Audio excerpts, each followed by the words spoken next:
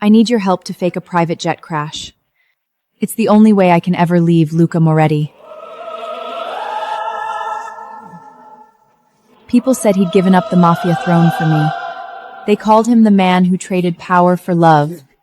He built empires under my name. He sent me roses every Monday. He told the press, "She's my salvation. She saved me when no one else could." But love doesn't always mean loyalty. While I was busy believing in forever, he was building a second home behind my back, one filled with laughter, toys, and twin sons who had his eyes. The night I disappeared, his empire burned. Oh God! Oh God, no! What have I done? What have I done to her? Valeria, please! I was wrong! I was so wrong! He tore apart cities, bribed governments, and buried men alive just to find me. But by the time he did, I was already gone. When I found out, my world stopped. I remember clutching the edge of the bed before everything went black. She must have fainted from the shock, huh? How pitiful. Who says otherwise? Anyone who saw themselves being played like that would faint on the spot, too. Luca Moretti, my husband, the man everyone called the golden heir of the Mafia, dropped a $1 billion deal and flew home overnight. He didn't sleep for 2 days, sitting by my bedside, his face pale with fear. When I finally opened my eyes, he was right there. "Valeria, you scared me half to death," he whispered, pressing my palm to his cheek. "How are you now? Feeling any better?" This was the same man who'd once stared down a loaded gun without flinching, now trembling because I'd collapsed. Looking into his eyes, those eyes I used to trust more than hurt more than anything my body had felt. Love like that couldn't be faked. And yet, I couldn't stop wondering, did he ever look at her that way too? Bianca Rizzo, his childhood friend, the woman who had given birth to his twins, the photos, the DNA report. I would have never believed it. The world saw Luca as perfect, but perfection hides things, and his secret had been breathing beside another woman for an entire year. I turned my face away, IVF treatments. I was finally pregnant. Mrs. Moretto, the test results are in. You're pregnant, approximately 8 weeks along. Are you sure? Positive. The hormone levels are very clear. Congratulations. And all I could do was cry. Luca pulled me into his arms, his voice low and tender. "What's wrong, sweetheart? Who upset you? Tell me and I'll fix it."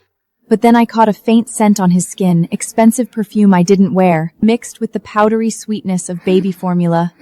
My stomach twisted. I shoved him away and stumbled toward the bathroom, rickidging.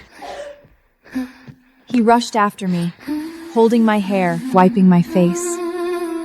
He hated messes. He hated the smell of sickness. And yet there he was, on his knees, whispering, "It's okay. I've got you." It almost broke me again, because in that moment, he was the man I fell in love with. The one who used to walk through fire for me. The one I thought I could never live without. I almost forgave him. I almost convinced myself that if he left Bianca, we could go back to what we were, start over, raise our baby together, pretend the world hadn't already ended. I opened my mouth to tell him, "Luca, But his phone rang. He kissed my forehead and murmured, "Baby, wait a second. It's a work call." Then he walked out the door. 30 minutes later, Bianca sent me a photo. Luca was holding the twins, his lips pressed to their foreheads. The smile on his face wasn't guilt, it was peace. That photo destroyed the last bit of hope I had left. When I left the hospital, I didn't go home. I went straight to Clara, my oldest friend, the only person I could still trust. "Help me. I need you to fake a plane crash." That night, I started packing. I opened the wardrobe and took out every shirt I'd ever sewn for him. I cut them into pieces, and threw them away. The diamonds he gave me, I handed them to the housekeepers, and the 16 photo albums we'd made over the years, promising to look at them together when we were old, I fed them one by one into the fireplace. The pages curled, blackened, and turned to ash. Luca, goodbye. At midnight, my phone buzzed. Everything's ready. 2 days from now, you vanish. I didn't sleep that night. Every time I closed my eyes, I woke up crying. By dawn, I just sat there, knees pulled to my chest, staring into the dark until the sky turned gray. When Luca came home the next morning, I pretended to be asleep. He took off his coat, waited for the chill to fade from his body, and then pulled me into his arms. I could feel his heartbeat, steady and strong, against my back. Baby, look. He said softly, opening his tablet. A picture of an island glowed on the screen, white sand, blue water. The kind of paradise people write about. I just bought it. He said, his voice almost boyish. It's for our child. And that's not all. I've started building amusement parks across the country. Everyone will carry our child's name. When we finally have one, I'll throw a 100-day celebration. The whole city will come to celebrate. He looked so proud of himself, so full of plans for a future I knew would never come. He talked and talked, and it took him a full minute to realize I hadn't said a single word. Then he heard me sniffle. He turned towards me and froze. My face was wet with tears. Hey, what's wrong? He panicked instantly. Luca Moretti, the man who once faced down a rival family's gunman without blinking, was trembling because I was crying. If you had even 1 ounce of pain, I'd carry it 100 times over for you. I forced a small smile and wiped my eyes. It's nothing. I just watched a movie. The husband cheated on his wife. He relaxed, a smile tugging at his lips. Then you have nothing to worry about. The rest of the world might cheat, but not me. Never me. He cupped my face. I'll stay with you all day. Tell me what you want to eat. I'll cook. I shook my head. It's fine. I'm meeting some friends for lunch. You should go to work. He hesitated, but Luca never liked arguing with me. So he followed me instead. When we entered the private dining room, laughter filled the air. I knew it! One of my friends teased. If Valeria's coming, Luca's coming too. He never lets her out of his sight. Luca laughed, easy and charming, like he wasn't the most feared man in the city. He handed out the gifts he'd brought, one by one, to every woman at the table. Gasps followed. Oh my god, this is the new LT jewelry line. This set costs 7 figures. Luca, you spoil us every time. We're only this lucky because of Valeria. They were right. Luca would do anything to make my friends like him, because when they smiled, I smiled. Valeria's happiness is my oxygen. As long as she's happy, I can breathe. Everyone at the table looked at me with open envy. Valeria, you're so lucky. One of them said dreamily. He loves you so much. I smiled politely, the kind of smile that didn't reach my eyes. Thank you. I'm very lucky indeed. They couldn't see that my luck was bleeding out of me, one quiet heartbeat at a time. The laughter was still echoing around the table when the door opened. Bianca Rio stepped in, draped in pearls and confidence, carrying the faint smell of expensive perfume. She paused dramatically, then smiled as if she owned the entire room. Oh, did I walk into the wrong room? She asked with a soft, melodic laugh. Wait. Aren't these my old college friends? The tension in the room turned solid. But Biatanka didn't seem to notice or care. She slid into the seat right across from me and glanced casually at the gift boxes in everyone's hands. LT. She said, smiling faintly. Famous brand. Though, I guess most of you don't know. It's mine. She looked right at me as she added, "My husband invested billions to start it 2 years ago. He worked so hard. Built 26 stores worldwide. He's the best partner a woman could ask for." Her gaze flicked toward Luca, just for a heartbeat, then back to me.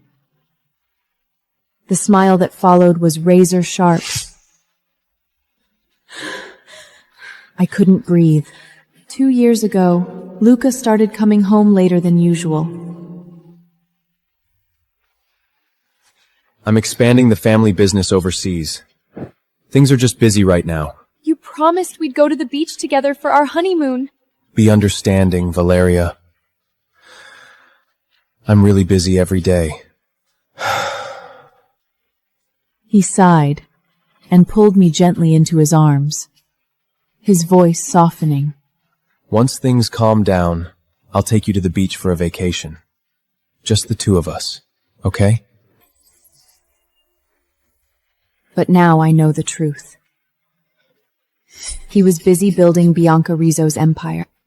The pain hit me so hard I had to clutch my chest to breathe. What's wrong, sweetheart?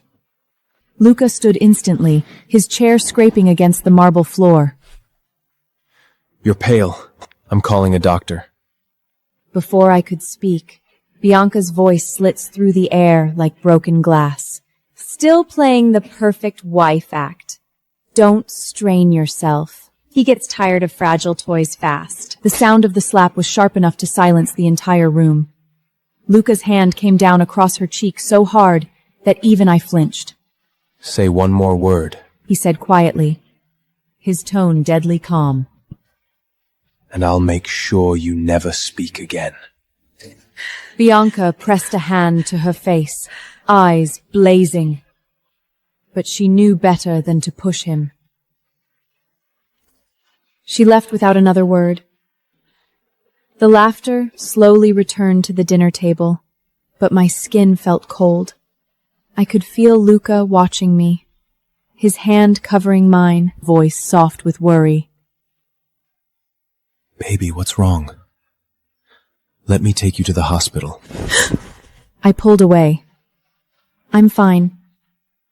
I just need the bathroom. But when I stepped into the hallway, she was waiting bathroom. Bianca. You really think that slap means anything? She hissed.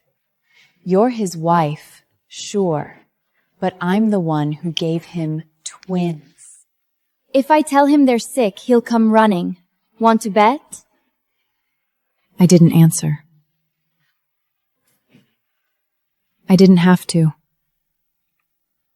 Because when I returned to the table, Luca's face was already pale with panic. He rushed to me, kisses my forehead. Sweetheart, something came up at work. I'll be right back, okay? The manager has everything covered. Enjoy yourself. I gripped his sleeve. Didn't you promise to stay with me today? Please, Luca. Stay. Something flickered in his eyes. Guilt. Hesitation. Maybe fear. He looked at me like he knew leaving would cost him something he couldn't name. But then he said softly, I'll be home tonight. I promise. And just like that, he was gone. Half an hour later, my phone buzzed. A message from Bianca. A video. I pressed play, my hands shaking. Luca was there, feeding their children. Bianca's voice floated through the recording. You bought her an island, Luca. I'm jealous. I want it for our twins' birthday. No, that island was for Valeria and our child. You gave her an island as a love story. Bianca said softly. Give this one to me, so our sons will know they weren't born from shame. And then he nodded. Bianca looked straight into the camera, smiling that same cruel smile. See? Even the things meant for you are mine the moment I ask. You lose. I sat there frozen, the phone heavy in my hand. Every memory of his kindness stabbed through me like glass. The way he once wrapped my injured hand in bandages. The way he carried me home through the rain. Everything he did for me, he could do for her. I was done. Tomorrow, I'd leave. For good. That night, Luca came home to find me already in bed. We'd never slept apart before. We used to wait for each other, even if it was dawn. But this time, I couldn't bear to see his face. He lay beside me. I missed you so much. It's only been hours, but it felt like years. If you ever left me, I don't think I could live. Really? I murmured, eyes closed. He kissed my shoulder. By the way, about that island, I found out it's not good luck for us. I bought 2 more. We'll pick one together, okay? I smile faintly into the darkness. Do whatever you want. He hesitated, sensing something cold in my tone. Did I do something wrong? No. I'm just tired. I drew in a shaky breath. Our anniversary is coming. Tomorrow afternoon, I'm flying out on a private jet. I ordered your gift overseas. I want to pick it up myself. You're pregnant, love. That's a 15-hour flight. Let me go instead. I turned to him and smiled, the way I used to. No. I want to do it myself. That broke him, like it always did. All right. Whatever you want. The next morning, he made me breakfast before leaving for work. Before he walked out the door, I handed him a sealed envelope. It's for you. But don't open it until 2 days from now. Inside were 2 things: my pregnancy report and Bianca's video. By the time the news reached him that my jet had gone down over the Atlantic, he would open it. When he left, I packed my things and headed for the airport. Halfway there, my phone buzzed again. A message from Bianca. Hotel Deluxe. He's here. Don't miss the show. I shouldn't have gone. I knew what I'd find. But I went anyway. It was their twins' birthday. The Moretti elders, the family's inner circle, all gathered around Bianca. Mrs. Moretti. The waiters called her Mrs. Moretti. Luca didn't correct them. He just smiled at her. That soft, familiar smile that once belonged to me. Even his parents smiled. If it weren't for Bianca, His mother said proudly, the Moretti family would have no heir to carry our name. Luca, promise me you'll take good care of her. He laughed easily. When have I ever treated her badly? Whatever Valernia has, Bianchi has too. Jewelry, clothes, everything. Something in me snapped. Every sweet word he'd ever said, every kiss, every vow, they all exploded inside me, leaving only ashes. Everyone knew. Everyone except me. Nothing left to forgive. As I turned to leave, I looked back one last time. He was laughing, his arm around her shoulders. I whispered under my breath, Goodbye, Luca Moretti. Never again. A few hours later, while he played with the twins, his phone rang. Mr. Moretti. His assistant's voices stammered. Your wife's jet. It went down. Just past the Atlantic border. There are no survivors. Luca froze. The color drained from his face. What did you just say? I felt the world tilt beneath me before my body hit the ground. Voices blurred. Someone shouted my name. My head was spinning, my vision full of white noise. Valeria couldn't be gone. She couldn't. I forced myself up, stumbled out of the mansion, and half ran toward the garage. The moment I got into the car, I saw the envelope she'd left on the passenger seat. The one she told me to open in 2 days. My chest seized. I could barely breathe. I slammed my fist against the steering wheel until my knuckles split. Why did I ever agree to let her fly alone?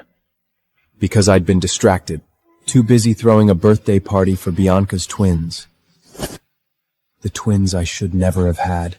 The search went on for 2 full days. The Morelli family sent rescue teams, helicopters, ships. Every mile of the Atlantic, within hundreds of miles, was scanned. No survivors. Mr. Moretti, when a private jet goes down over open ocean, survival is nearly impossible. We believe Mrs. Moretti has... Shut up! I grabbed him by the collar and dragged him forward. My vision red. Don't you dare say it. Don't you fucking say he's dead! She's not! She's not dead! It took 2 men to pull me off him. Then silence. Only the sound of waves outside the hangar. Today's our anniversary. I heard myself whisper. She said she'd be back before sunset. I had planned a celebration. Now, it was a funeral. I couldn't stay there any longer. I went back to the chapel where we'd been married. Our wedding photo hung above the altar. Her smile frozen in time. The moment I saw it, my chest cracked open again.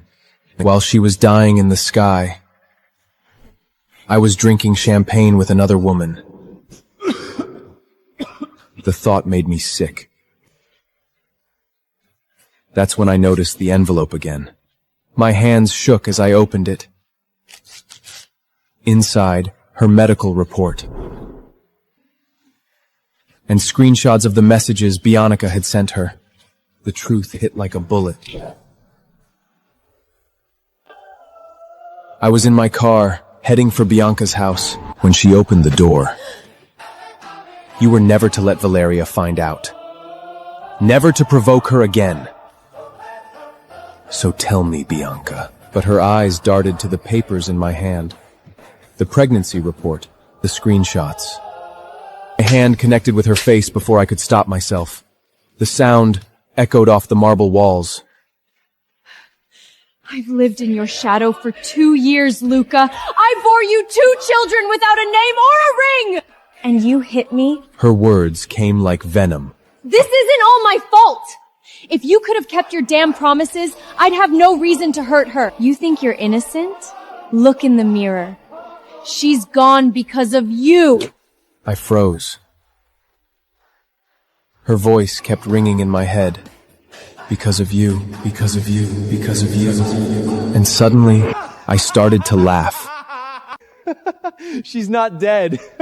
I said, still laughing. She can't be. Valeria's stronger than that. I knew her better than anyone. She wouldn't give up her life because of me. No, she'd walk away. She'd hide somewhere I could never reach her.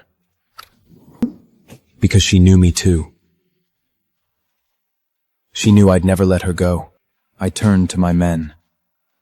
My voice was calm now. Too calm. Find her. Find everyone she's spoken to this week. I don't care what it takes. Somewhere out there, she was still breathing, and I'd tear the world apart until I found her. 3 months later, I could finally breathe again. Not healed, but functional. Before all of this, I'd earned dual degrees in software engineering and artificial intelligence, so I started again. I built something new from scratch, a small tech project, my own brand. One night, while staring at lines of code, Clara video called me. Valeria, are you seriously starting a company right now? After everything. I need this, Clara. If I stop working, I'll lose myself completely. Working kept my hands busy, my mind quiet. When the prototype was done, I hired a few local factories to help me produce it. I didn't expect anything. I just wanted to see if I could still build something that worked. The launch was quiet, but the response wasn't. A week later, Clara burst into my apartment, eyes wide with excitement, holding up her phone.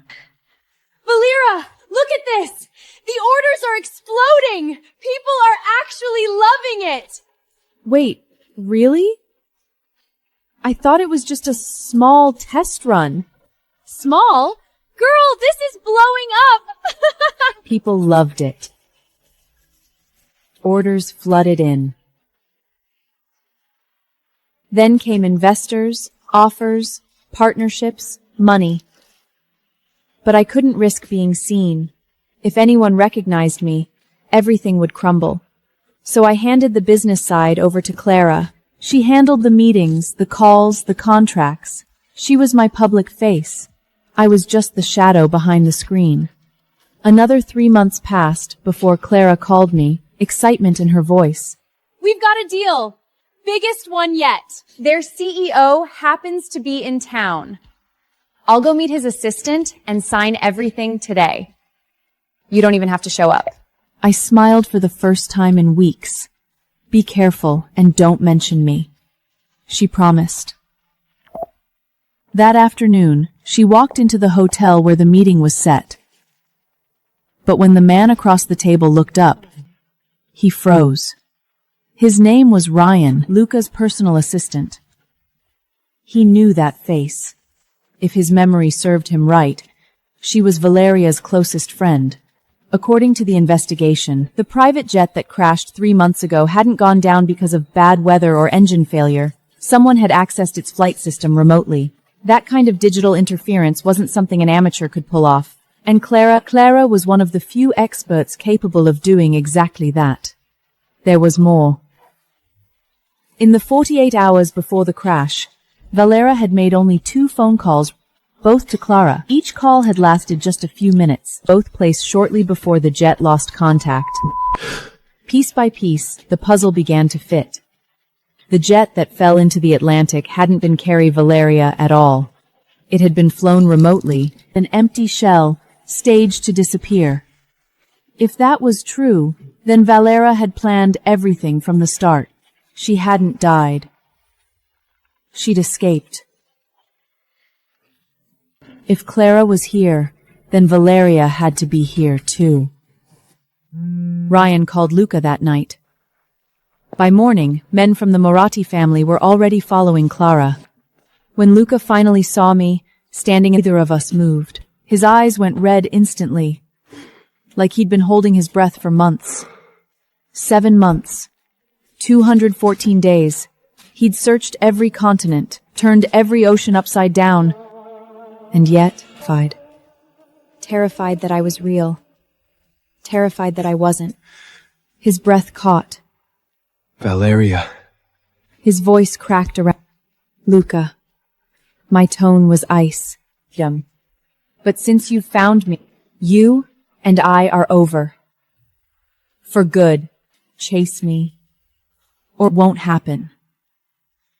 He just stood there. Silent.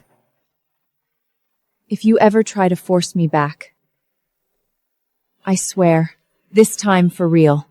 He took a step forward. Valeria, please. Whatever punishment you want, I'll take it.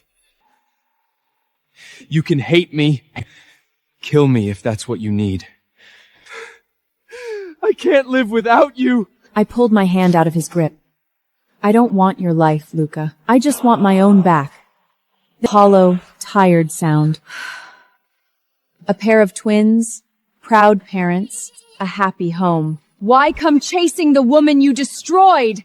I ended it! His voice broke. I haven't seen her since the day you disappeared. I swear it. Please, Valeria, to his knees. Give me one chance to make things right. He was already dropping to his knees, his eyes wet and desperate.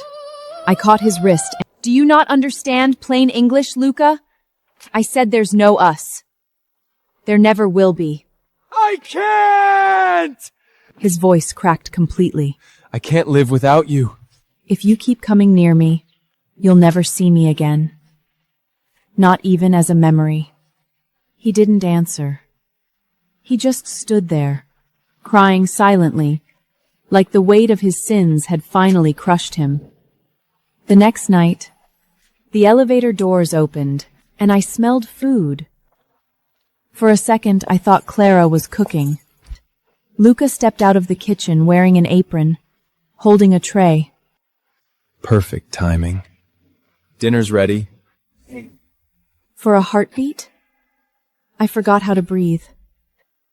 The steam rising from the dishes, the scent of garlic and rosemary, it was a scene ripped straight from my past. For 3 years, this had been our ritual. No matter how late I worked, waiting with dinner, I picked up the nearest plate and I told you yesterday, don't do pointless things. The color drained from his face. His hands trembled. But a moment later, he smiled again, too calmly. I must have gotten the flavors wrong. He murmured. I'll make something else. I clenched my jaw. Luca, do I need to repeat myself? He looked at me, eyes hollow but steady. You can say it 100 times. I won't listen. I'm not leaving. I won't give up. From now on, I'll stay here and take care of you. You shouldn't be out alone this late. He paused, voice low and broken. I'll go instead. And before I could answer, he turned, walked out, and disappeared into the night. The next morning, I woke to the sound of clattering dishes downstairs. Sleep wouldn't come back, no matter how tightly I closed my eyes. When I finally went down, Luca was already there, sleeves rolled up, standing by the stove, pretending everything was normal. The smell of simmering tomatoes filled the kitchen. He looked up the second he heard me. Lunch is ready. You're going out. I am. His voice softened even more. Won't you eat first? I met his gaze, cold and steady. Every time I see you, I lose my appetite. If I stayed here, I'd starve to death. The words hit him like a slap. He lowered his head, fingers tightening around the edge of the table. Then come home early tonight. I didn't answer, just slammed the door hard enough to make the frame shake. Outside, the air was bright, almost too bright. A knot of noise I couldn't untangle. And make up, over and over again. I used to wonder why people did that, why stay in pain when leaving was an option. Now I understood. Love has inertia. Even when it ends, the heart keeps moving towards what it remembers. Even when you've decided to let go, something inside you still bleeds for what used to be. By noon, the ache in my chest had turned into something else, sharp, twisting. At first, I thought it was stress. No. I tried to call Clara, but the phone slipped out of my hand. The next thing I heard was a familiar voice shouting my name. Valeria! I didn't even know how he found me. Maybe he'd followed me, or maybe he just knew. He was already by my side, catching me before I hit the ground. His hands were shaking as he scooped me up and carried me to the car. Hold on. He whispered, voice breaking. Please, just hold on. The rest blurred into chaos. The hospital lights, the doctor's voice, the sound of my own breathing echoing in my skull. Hours later, I heard the faintest cry. a heartbeat that wasn't mine, a small, fragile sound that cracked the air open. Our son. When I woke again, Luca was beside my bed, still wearing the same blood-stained shirt from the night before. His face was pale, his eyes swollen. You're okay. He said softly, like he was convincing himself. Both of you are okay. I didn't answer. I couldn't. All I could do was look at the tiny bundle in his arms, our child, sleeping peacefully against his chest. For the first time in months, I didn't feel anger, just exhaustion, and a strange... When we were discharged a few days later, he insisted on driving us home. I didn't fight him. I didn't have the strength. At the door, he hesitated. I'll stay downstairs, He said softly. I won't bother you. I just want to make sure you're okay.